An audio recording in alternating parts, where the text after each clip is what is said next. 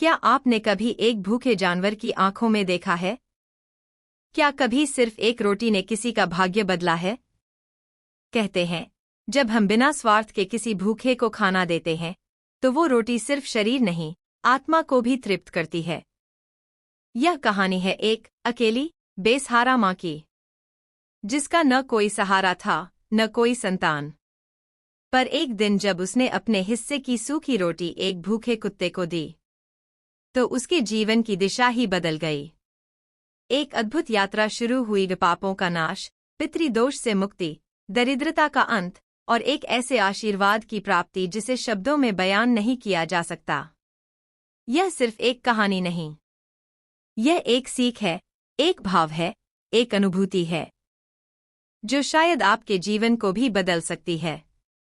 तो चलिए शुरुआत करते हैं इस अद्भुत और चमत्कारी कथा की। एक साधु महाराज ने बताया, अगर मनुष्य कुत्ते को रोटी खिलाने के 8 फायदे जान जाए तो कभी दुखी नहीं रहेगा। साधु महाराज ने बताया, कुत्ते को एक टुकड़ा रोटी खिलाने से क्या फल मिलता है। एक समय की बात है, एक जंगल में साधु महाराज उपदेश दे रहे थे। तभी संभव नाम के शिष्य ने पूछा, गुरुदेव, मेरे मन में एक प्रश्न उठ रहा है। महात्मा बुद्ध ने कहा, आप निसंकोच होकर पूछो, आपके मन में वह कौन सा प्रश्न उठ रहा है। तब संभव ने कहा, गुरुदेव, मैं यह जानना चाहता हूँ कि कुत्ते को एक टुकड़ा रोटी खिलाने से मनुष्य को कौन सा फल मिलता है। तभी साधु महाराज ने कहा, पुत्र, कुत्ते को एक टुकड़ा रोटी खिलाने से मनुष्य को 8 फायदे होते हैं तथा जो भी मनुष्य इन फायदों के बारे में जान जाता है, उसका जीवन धन्य हो जाता है और उसको जीवन में कभी दुखों का सामना नहीं करना पड़ता है। जो भी मनुष्य पृथ्वी लोक पर कुत्ते को एक टुकड़ा रोटी खिलाता है, उसे 8 फायदे होते हैं और वह जीवन भर सुखी रहता है और उसे मृत्यु के बाद मोक्ष की प्राप्ति होती है। साधु महाराज ने कहा, अक्सर मनुष्य कई मौकों पर कुत्ते का नाम लिया करते हैं। किसी को गाली देते समय भी मनुष्य की जुबान पर कुत्ते का नाम आता है। मनुष्य गाली आदमी को देता है परंतु नाम कुत्ते का बदनाम होता है, तो क्या कुत्ते का जीवन इतना गया गुजरा है। साधु ने कहा, एक समय की बात है, एक काले रंग का कुत्ता था। वह बहुत ही लाचार था और भूखा प्यासा था। वह गांव में सभी के घर घर जाता था परंतु उसे कोई भी व्यक्ति रोटी का एक टुकड़ा भी नहीं देता था। वह भूख के मारे इधर उधर घूमता रहता। एक दिन वह गांव के बाहर नदी के किनारे एक ऋषि के आश्रम पर पहुंच गया और ऋषि से कहने लगा, हे मुनिवर, मुझे लगता है आप बहुत ही विद्वान तथा ज्ञानी है, इसीलिए मैं भूखा प्यासा आपकी पास आया हूँ। कृपा करके आप मुझे एक टुकड़ा रोटी का दे दीजिए, जिसे मैं खाकर अपनी भूख को शांत कर लूं। तभी वह ऋषि कहता है, हे स्वान, क्या तुम्हें गांव में एक टुकड़ा रोटी का किसी ने नहीं दिया जिसे तुम खाकर अपनी भूख मिटा सको। यह सुनते ही वह कुत्ता ऋषि से कहता है, हे मुनिवर, मैं आपको क्या बताऊं, आप मेरी बातों पर विश्वास नहीं करोगे। तभी वह ऋषि कहता है, हे स्वान, तुम बताओ, तुम्हारी बातों पर मैं विश्वास अवश्य करूंगा। मुझे तुम बहुत ही लाचार दिखाई पड़ते हो। तभी वह कुत्ता कहता है, ठीक है मुनिवर, मैं तुम्हें अपनी आप बीती बताता हूँ। कुत्ता ऋषि से कहता है, हे मुनिवर, हे दुनिया के लोगों, हम पर रहम करो। हमारा कोई घर नहीं होता है, कोई आसरा नहीं होता है, कमाकर खाना हमें नहीं आता है, हमें वस्त्र भी पहनने का ज्ञान नहीं है, इसलिए सर्दी, गर्मी और बरसात में हम ऐसे ही घूमते रहते हैं। हमें पढ़ना लिखना भी नहीं आता। वह कुत्ता कहता है, हे मुनिवर, आपकी तरह हमें अनुशासन नहीं आता, हमें आपकी तरह बोलना नहीं आता। यह हमारा दुर्भाग्य ही समझिए, परंतु हमें आपकी तरह भूख भी लगती है। चोट लगने पर हमें आपकी तरह पीड़ा भी होती है, हमें आपकी तरह रोना भी आता है। बस इन्हीं 3 कामों में हम आपकी बराबरी करते हैं, इसलिए हम पर दया दिखाइए, हमें और कष्ट मत दीजिए। ईश्वर ने तो हमें वैसे भी कष्ट देकर ही भेजा है, ऊपर से आप लोग हमें परेशान करते हैं। हम आपकी तरह मनुष्य नहीं हैं, हम पराधीन जीव हैं। जब हमारा जन्म हुआ उस समय हमारे आँख कान बंद थे। कह नहीं सकते कि उस समय आपके जन्म पर जैसे नाच गाना होता है, बाजे बजते हैं, खुशी मनाई जाती है, हमारे जन्म पर भी यह सब हुआ होगा। हमारे जन्म पर किसने खुशी मनाई होगी? हम जिस बिछौना पर थे वह रुई के जैसा नरम बिछौना था, सर्दी बिल्कुल भी नहीं लगती थी। मैं मन में सोच रहा था कि मैं किसी बड़े घर में पैदा हुआ हूँ, लेकिन जब हमारी आँख खुली तो मैंने देखा कि हमारी माँ, जिसे आप लोग कुतिया बोलते हो, वह अपने 5 बच्चों को छाती से चिपकाकर एक राख के ढेर में पड़ी थी। हम 5 भाई थे। बाकी 4 भाई तो लाल और भूरे रंग के थे, मैं अकेला ही काले रंग का था। सबसे छोटा मैं ही था। मैं थोड़ा कमजोर था। मेरी माँ हम लोगों के पास कम ही आती थी, क्योंकि उसे भी अपने भोजन की व्यवस्था करनी पड़ती थी। यदि वह न खाती तो हमें दूध कहाँ से पिलाती? उस एक माँ पर हम 5 भाई निर्भर थे। वह बेचारी अपने भोजन के लिए इधर उधर दौड़ती रहती थी। कभी भोजन मिल भी जाता था, कभी नहीं भी मिलता था, लेकिन वह हमेशा हम 5 का बड़ा ख्याल रखती थी। आखिर वह हमारी माँ थी। वह रात भर जागकर गांव की रखवाली करती थी। किसी की मजाल नहीं थी कि कोई अनजान आदमी बुरी नीयत से गांव की तरफ भी झांक जाए।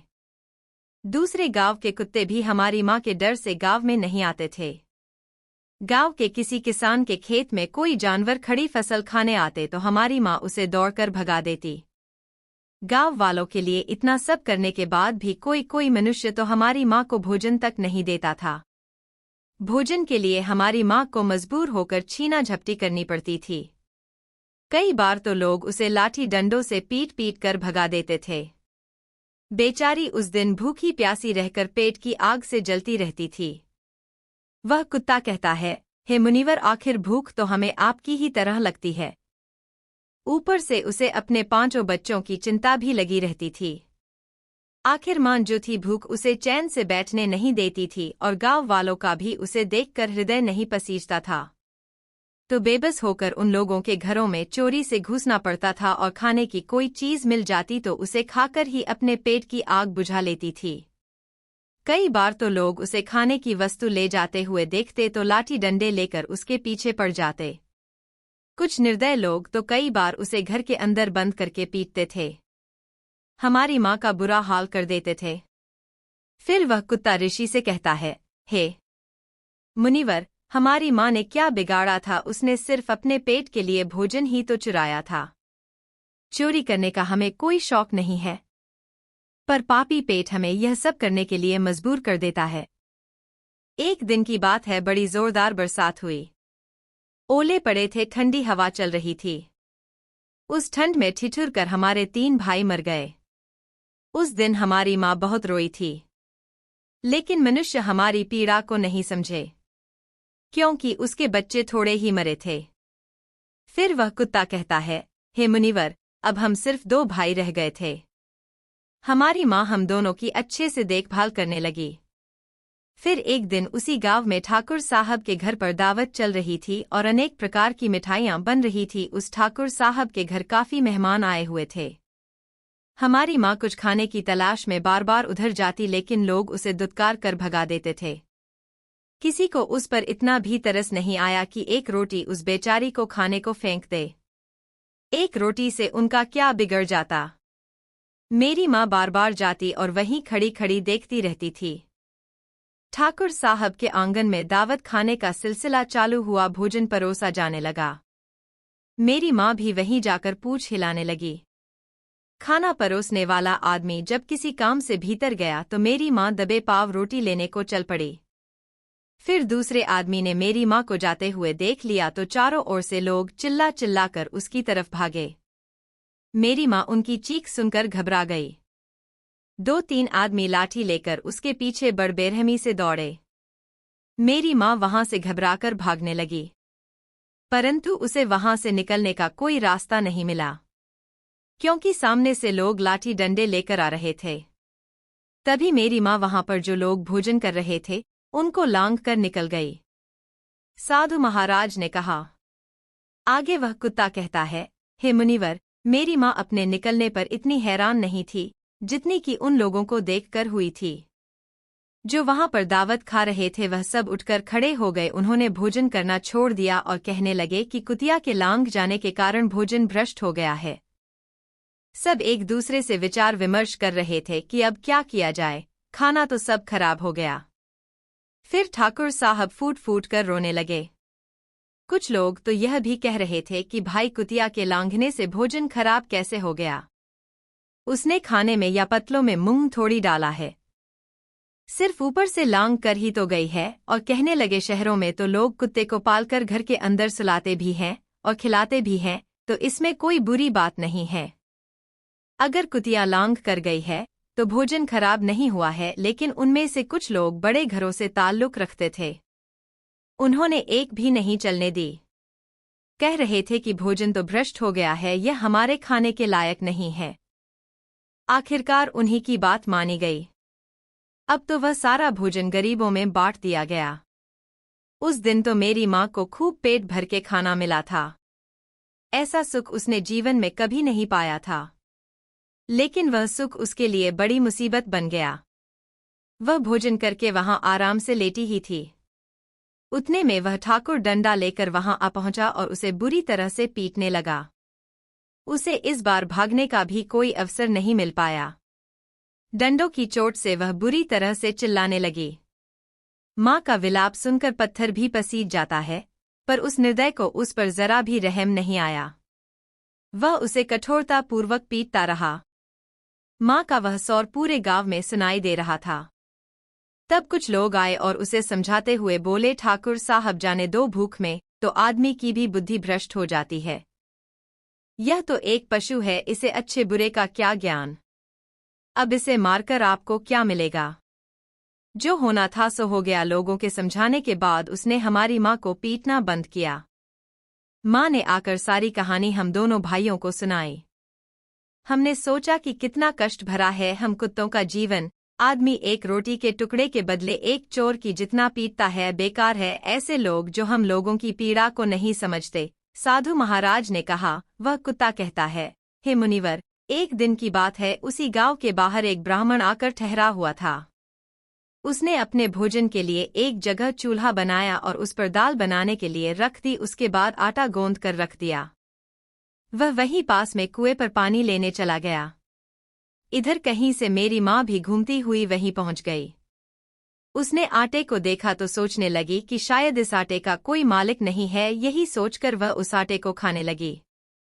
उधर उस ब्राह्मण ने कुएं के पास से देखा कि उसका आटा एक कुतिया खा रही है, तो वह बड़ा दुखी हुआ। वह बेचारा रोने लगा, क्योंकि वह भी 2 दिनों का भूखा और थका हुआ था। कुछ लोगों ने उसे कहा, अरे ब्राह्मण देवता, इस कुतिया ने तुम्हारा भी आटा बिगाड़ दिया। कल तो इसने ठाकुर साहब की पूरी रसोई बिगाड़ कर रख दी। ब्राह्मण दुखी होता हुआ बोला, भाई मुझे क्या मालूम था यह दुष्ट कुतिया मेरे आटे को खाने के लिए घात लगाए बैठी है।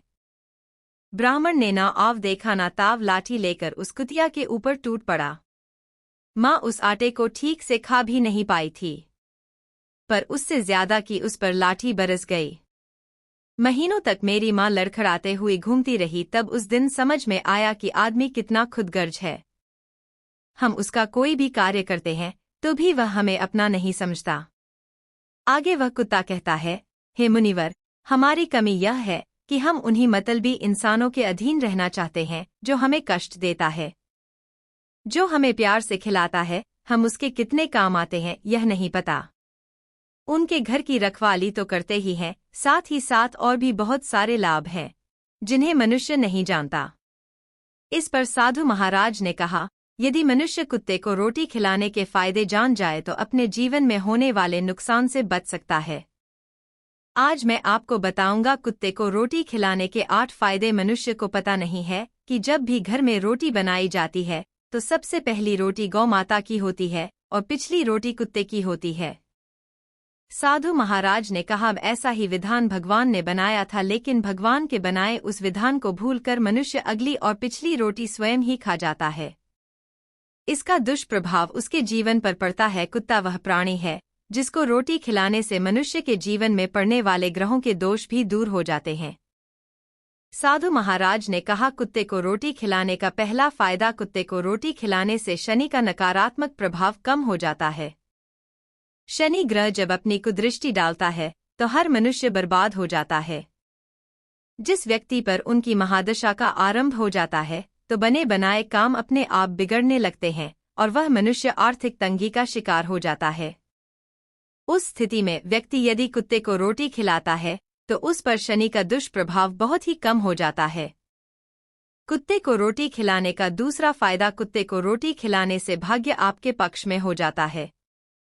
आपके घर के अंदर नकारात्मक शक्ति नष्ट हो जाती है। कुत्ते को रोटी खिलाने का तीसरा फायदा, कुत्ते को रोटी खिलाने से माता लक्ष्मी प्रसन्न हो जाती है और आपके घर में धन दौलत की कभी कमी नहीं रहती है। कुत्ते को रोटी खिलाने का चौथा फायदा, कुत्ते को रोटी खिलाने से आपके ऊपर कर्ज नहीं चढ़ता और जो पहले से आप कर्जदार हैं उससे भी मुक्ति मिल जाती है। कुत्ते को रोटी खिलाने का पांचवा फायदा, कुत्ते को सुबह शाम भोजन देने से आपका व्यापार बहुत अच्छे से चलता है। कुत्ते को रोटी खिलाने का छठा फायदा, कुत्ते को रोटी देने से आपकी आयु में वृद्धि होती है और अटका हुआ धन वापस मिल जाता है। कुत्ते को रोटी खिलाने का सातवां फायदा, कुत्ते को रोटी देने से हमेशा आपका स्वास्थ्य अच्छा बना रहता है और मानसिक रूप से आप मजबूत रहते हैं। आपका मन हमेशा ऊर्जावान रहता है। अच्छे विचार आपके मन के अंदर आते हैं। कुत्ते को रोटी खिलाने का आठवां फायदा, कुत्ते को रोटी खिलाने से भगवान प्रसन्न रहते हैं क्योंकि भगवान को समस्त जीवों की चिंता रहती है और जो समस्त जीवों पर दया दिखाता है भगवान भी उस मनुष्य से हमेशा प्रसन्न रहते हैं। भगवान की कृपा सदैव उस परिवार पर बनी रहती है। आपने अपने बड़े बुजुर्गों से सुना होगा, कहते हैं कि जब कुत्ता रोता है तो अपशुगुन होता है। कोई संकट आता है, किसी की मृत्यु होती है। इसलिए कुत्ते को कभी रुलाना नहीं चाहिए।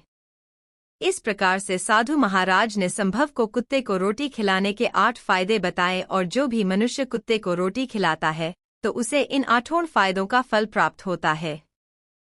यह कहानी एक छोटे से गांव की है जहां एक बूढ़ी अम्मा अपने दुख और गरीबी के बीच जी रही होती है। उसका कोई नहीं है, बस एक टूटी झोपड़ी और सूखी रोटियां। परंतु एक दिन उसका सामना एक भूखे कुत्ते से होता है।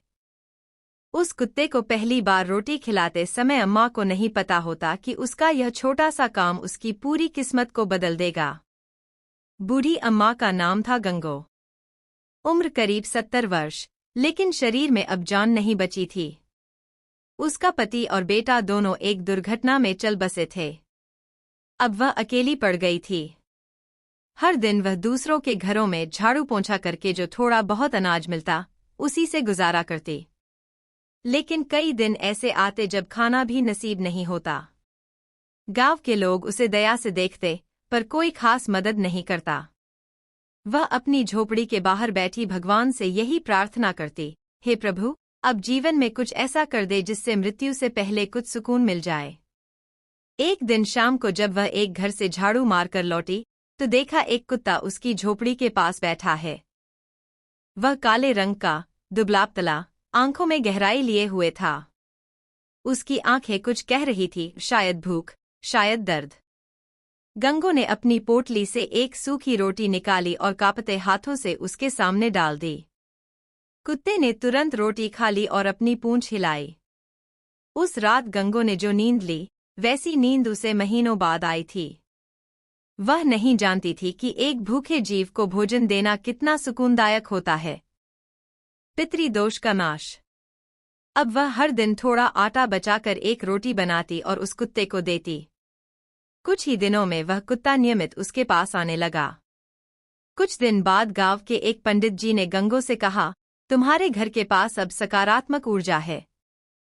तुम्हारा पितृदोष भी अब शांत हो गया है। लगता है तुमने कोई पुण्य का कार्य शुरू किया है। गंगो को समझ नहीं आया कि ऐसा कैसे हुआ, लेकिन उसने रोटी देना नहीं छोड़ा। राहु केतु और शनि का प्रभाव समाप्त। गंगो के जीवन में जो लगातार दुर्भाग्य चल रहा था वह अचानक थमने लगा। पहले जो लोग काम के बदले अन्न देने से मना कर देते थे अब खुद बुलाकर भोजन देने लगे। एक ज्योतिषी महिला जो गांव में आई थी उसने गंगो का हाथ देखकर कहा, बहन, तुम्हारी कुंडली में जो राहु केतु का प्रभाव था अब खत्म हो रहा है। कोई विशेष पुण्य काम कर रही हो तुम? गंगो मुस्कुराई। उसने किसी से नहीं कहा कि वह तो बस एक भूखे कुत्ते को रोटी दे रही है। नकारात्मक ऊर्जा का नाश। एक रात गांव में भयंकर आंधी आई। कई घरों की छतें उड़ गईं। लेकिन गंगो की टूटी झोपड़ी ज्यों की त्यों खड़ी रही। लोग कहने लगे, तुम्हारे घर के पास कोई दैवीय शक्ति है। शायद तुम्हारा वह कुत्ता जो हर रोज आता है कोई साधारण जीव नहीं। गंगो समझ गई, यह कुत्ता अब सिर्फ एक जानवर नहीं बल्कि ईश्वर का एक संकेत है। दरिद्रता का नाश। अब गंगो को काम के लिए ज्यादा घरों से बुलावा आने लगा। एक दिन गांव के प्रधान की पत्नी ने उसे 5 किलो गेहूं और कुछ पैसे भी दिए। गंगो की झोपड़ी में अब अनाज का डिब्बा खाली नहीं रहता था। धीरे धीरे उसके पास पैसे भी जमा होने लगे। पुण्य और धर्म की प्राप्ति। गंगो अब औरों को भी कहने लगी, बेटा, किसी भूखे को खाना जरूर खिलाया करो, चाहे वह इंसान हो या जानवर। लोग उसकी बातें सुनने लगे। गांव में अब कई बच्चे रोज कुत्तों को रोटी देने लगे। गांव का माहौल बदलने लगा। हर जगह दया, सेवा और करुणा की भावना पनपने लगी। संकट से सुरक्षा। एक रात गांव में कुछ चोर घुस आए। वे गंगो की झोपड़ी की तरफ भी बढ़े, लेकिन तभी वह कुत्ता जोर जोर से भौंकने लगा। पूरे गांव के लोग जग गए और चोर भाग खड़े हुए। लोगों ने कहा, अम्मा, तुम्हारा कुत्ता तो रक्षक निकला। नजरदोष से रक्षा। गंगो के पड़ोस की एक महिला का बच्चा बीमार रहने लगा। गंगो ने उसे सुझाव दिया, अपने बच्चे के हाथों से कुत्ते को रोटी खिलवाओ। उसने वैसा ही किया और आश्चर्य, बच्चा धीरे धीरे स्वस्थ हो गया। अब वह महिला रोज अपने बेटे से रोटी खिलवाती थी। आत्मिक शांति और समाज सेवा। गंगो अब पहले जैसी नहीं रही। अब उसके जीवन में उद्देश्य था दूसरों को सही रास्ता दिखाना। उसने गांव में बच्चों को पशु प्रेम, सेवा और करुणा का पाठ पढ़ाना शुरू कर दिया। लोग गंगो को अब अम्मा संत कहने लगे। वह कुत्ता अब बूढ़ा हो चुका था, पर हर रोज आता और अम्मा के पास बैठता। एक दिन गंगो अम्मा ने कुत्ते को रोटी दी, वह खाकर दूर चला गया और फिर कभी नहीं लौटा। उसी रात गंगो को एक सपना आया। उसमें कुत्ता भगवान के रूप में प्रकट हुआ और कहा, तूने मुझे नहीं, स्वयं ईश्वर को भोजन कराया। तू धन्य है। तुझे अब मुक्ति मिलेगी। कुछ ही दिनों बाद अम्मा शांत अवस्था में संसार छोड़ गई। लेकिन उसकी कहानी गांव में अमर हो गई। आज भी उस गांव में लोग कहते हैं, कभी किसी भूखे जीव को खाना मत टालो, क्या पता ईश्वर उसी रूप में आए हो। और इस तरह बूढ़ी अम्मा का एक छोटा सा कर्म, एक भूखे कुत्ते को रोटी खिलाना, उसकी किस्मत ही नहीं, पूरे गांव की ऊर्जा को बदल देता है। जो काम बड़े बड़े तंत्र, मंत्र, पूजा पाठ और दान से नहीं होता, वो सिर्फ एक भूखे प्राणी को प्रेम से रोटी खिलाकर हो गया। हम अक्सर सोचते हैं कि भगवान कहाँ है, लेकिन शायद भगवान उसी रूप में हमारे सामने खड़े होते हैं, कभी भूखे बच्चे के, कभी बेसहारा जानवर के, और कभी किसी बूढ़े की भूख के रूप में। तो अगली बार जब कोई भूखा आपको दिखे, रोटी जरूर दीजिए। क्या पता वो रोटी किसी कुत्ते को नहीं, खुद ईश्वर को मिल रही हो। अगर आपको ये कहानी दिल को छू गई हो तो एक प्यारा सा लाइक जरूर करें। इसे अपने दोस्तों और परिवार के साथ शेयर करें। और ऐसे ही भावनात्मक और जीवन बदलने वाली कहानियों के लिए हमारे चैनल को सब्सक्राइब करना बिल्कुल न भूलें। नीचे कमेंट में जरूर बताएं, क्या आपने कभी किसी जानवर को रोटी खिलाई है? और अगर हाँ, तो आपको कैसा अनुभव हुआ? मिलते हैं अगली भावनात्मक और प्रेरणादायक कहानी में। तब तक के लिए सेवा करते रहिए, सच्चे दिल से दुआ मांगते रहिए, क्योंकि जो दिल से देता है उसके भाग्य भगवान खुद बदलते हैं।